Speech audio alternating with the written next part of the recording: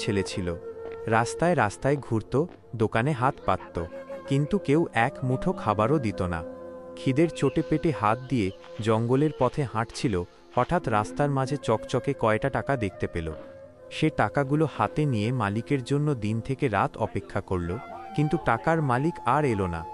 শেষ পর্যন্ত সেই টাকায় সে বানালো একটা ছোট্ট হোটেল, কিন্তু গ্রামের লোকজন বলল, ওই ভিখারির হোটেলে কে খাবে? ছেলেটি দুঃখে গালে হাত দিয়ে খালি হোটেলে বসে থাকল।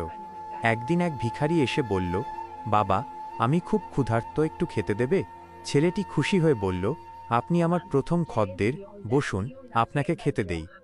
ভিখারিটা বলল, তুমি খুব ভালো মানুষ, একদিন তুমি বড় হোটেলের মালিক হবে। দিনের পর দিন কেটে গেল, একদিন সেই হোটেল ভরে গেল লোকজনের ভিড়ে।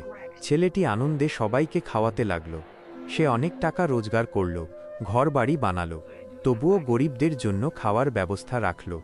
তারপর সে হাসি মুখে বলল, তবে তোমরা লাইক আর সাবস্ক্রাইব করনি কেন?